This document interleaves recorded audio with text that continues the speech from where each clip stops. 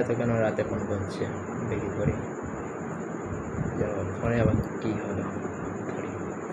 Hello, হ্যাঁ বল। কী হলো, আবার কান্নাকাটি করছিস কেন? কী হয়েছে বল। হ্যাঁ বল, শুনছি বল। ভাইয়া বলিস না রে, আমার সব শেষ হয়ে গেল রে।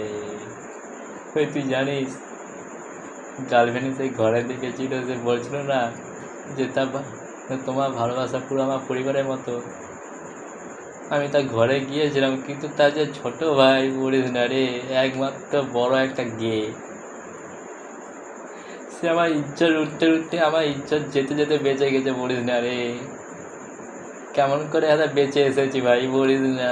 আমি ভেবেছিলাম এত ভবিষ্যতে একটা গার্লফ্রেন্ড পেয়েছি, সব শেষ করে দিল। বাস খেতে খেতে বেঁচে গেছি। কি বলিস ভাই, সত্যি? এই জন্য বলে আমি তো বন্ধু না বেস্ট ফ্রেন্ড। আমাকে আদা রেখে আদা গার্লফ্রেন্ডের কাছে যাবা? হ্যাঁ, তাহলে আমার এখন গার্লফ্রেন্ড হয়নি আর গার্লফ্রেন্ড পেয়ে আদা উড়ে উড়ে যাবা? হ্যাঁ, খুব শখ। যা, ইজ্জতটা বেঁচে গেল রে। দাদা যদি তো ইজ্জতটা যেত, আমি বিরিয়ানি খেতাম তো ইজ্জত যাওয়াইতে। এটাই বলে পাপের ফল।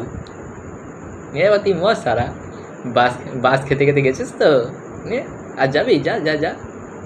আমি বলে দিচ্ছি তুই কোনখানে আছিস, বলে দিচ্ছি। দাঁড়া, তো গার্লফ্রেন্ডকে ফোন করে দিচ্ছি। আমার কাছে নাম্বার দিয়েছিল না তোকে খোঁজ খবর রাখার জন্য। দাঁড়া, নাও, যাও, अब बस खाओ তা ভাই কাছ থেকে।